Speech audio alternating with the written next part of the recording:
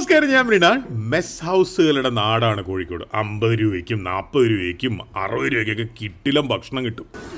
3-4 mess ഹൗസിൽ പോയിട്ട് എല്ലായിടത്തും മീൻ തീർന്നു. ഇവിടെ മാത്രമേ മീനുള്ളൂ. ഇതിൽ കിട്ടിയിട്ടില്ല. പക്ഷേ വിശന്നിട്ട് പാടില്ല. കോഴിക്കോട്ടെ ചോറിൻ്റെ പ്രത്യേകത എത്ര കറിയായിട്ട് യോജിപ്പിച്ചാലും ആരടാന്നുള്ള ലെവലിൽ ഇങ്ങനെ നിൽക്കും.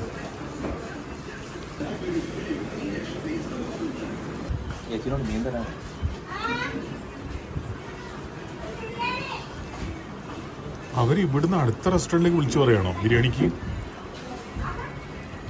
ചിലപ്പം പരിചയമുള്ള ആൾക്കാർ വന്നു കഴിഞ്ഞാൽ പുറത്തുനിന്ന് മേടിച്ചു കൊടുക്കുന്നുണ്ടാവും നല്ല ഭക്ഷണം. ഇവിടെ ഒരു ബിരിയാണി എടുത്തു.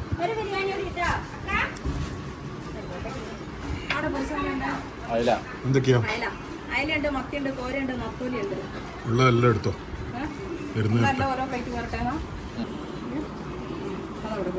മീനും ചൂടില്ല, എന്നാലും കുഴപ്പമില്ല.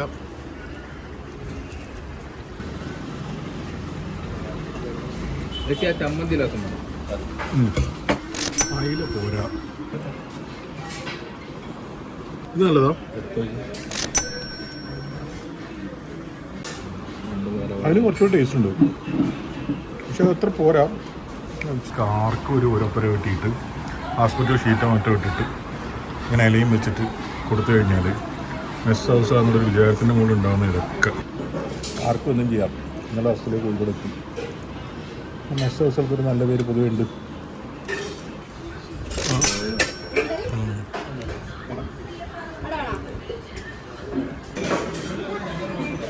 റൈസ് തീരെ വെന്തിട്ടില്ല.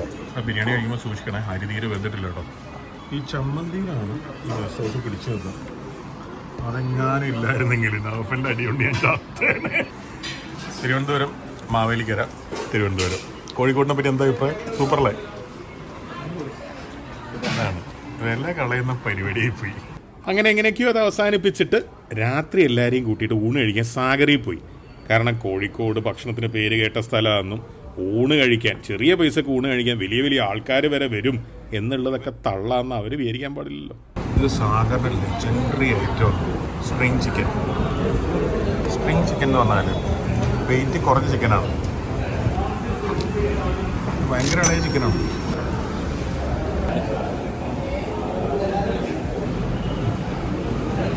ഏറ്റവും നാവിലേക്ക് വരിക വെളിച്ചെണ്ണയുടെ ടേസ്റ്റാണ്.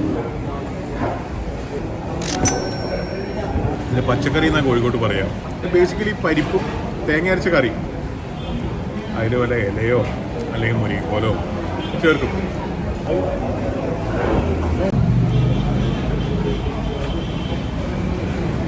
വലിയ സംഭവങ്ങളോ അല്ലെങ്കിൽ ഭയങ്കര പണച്ചെലവുള്ള കറികളോ ഒന്നുമല്ല. ഇതൊക്കെ അവനവൻ ചെയ്യുന്ന ജോലിയോടുള്ള ആത്മാർത്ഥതയുടെ പ്രതിഫലനമാണ്. വേറെ ഒരു ഒന്നുമില്ല ഇതിൽ.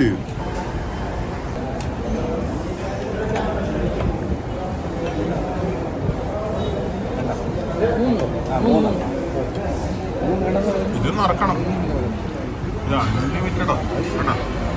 ഞാൻ ആ കറി മൊത്തം ഇവിടെ ഒഴിച്ചപ്പോൾ അങ്ങനെ സഹിച്ചില്ല, അങ്ങനെ ഒന്ന് നിറച്ചിട്ട് പോയി. ഫുഡ് മാത്രമല്ലല്ലോ, സർവീസും വലിയ കാര്യമല്ലേ. നമ്മൾ ഉച്ചയ്ക്ക് പോയ കടയിലെ സർവീസ് എന്താ നിങ്ങൾ കണ്ടതല്ലേ.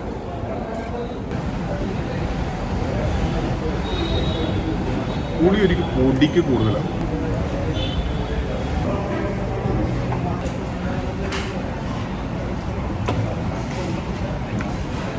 ഈ ഒരു പ്രേമം കൊണ്ടാണ്, ഇതിനുള്ള സ്നേഹം എന്നല്ല ഞാൻ പറയാം, പ്രേമം കൊണ്ടാണ് ഓരോ പുതിയ മെസ് ഹൗസ് വരുമ്പോഴും അതിനെപ്പറ്റി ആൾക്കാർ നല്ലത് പറയുമ്പോൾ എന്ന് പറഞ്ഞാൽ നേരിട്ടല്ലല്ലോ ഇന്നത്തെ കാലത്ത് നല്ലത് പറയാം.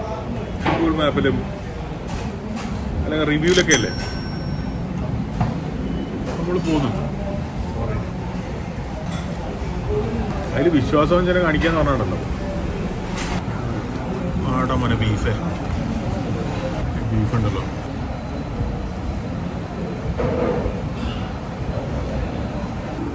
പുറത്ത് വൻ ക്രിസ്പിയാണ്, ഇത്തിരി ഉള്ളി.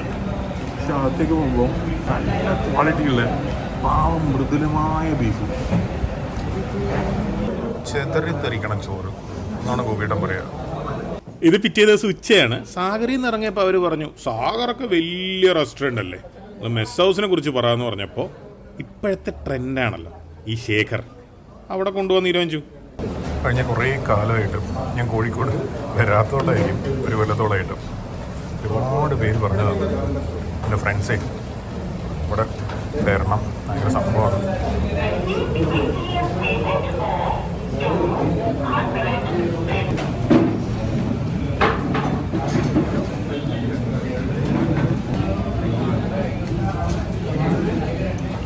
വെള്ളരിക്ക ഇട്ട പരിപ്പ് കറിയാണ്. അതിൻ്റെ ഒരു പ്രോബ്ലം എന്ന് വെച്ച് കഴിഞ്ഞാൽ വെള്ളരിക്ക നമ്മൾ കടിക്കുമ്പോഴേ വെള്ളം വരികയാണ്.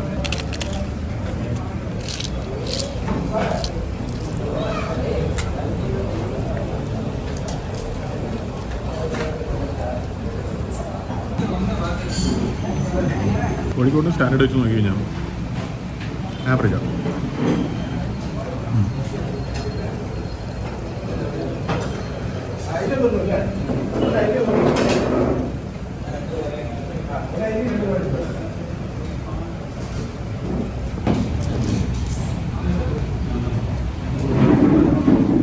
മീൻകറി തീരെ പോലെ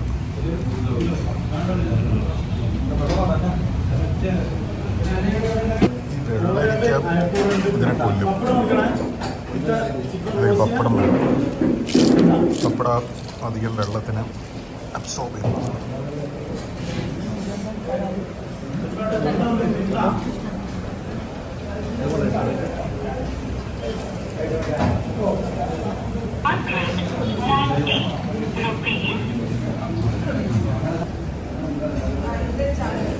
ഇത് മുഴുവാണ് ഓയിസ്റ്റർ.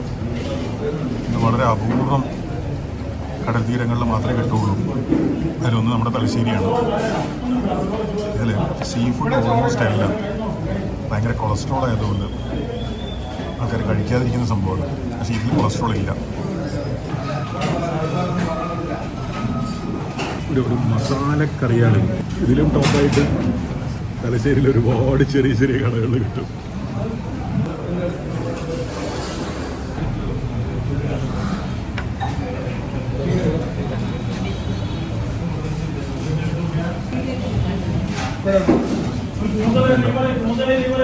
ഇല കഴിക്കാൻ പറ്റില്ല, പഴയ ഇലയാണ്.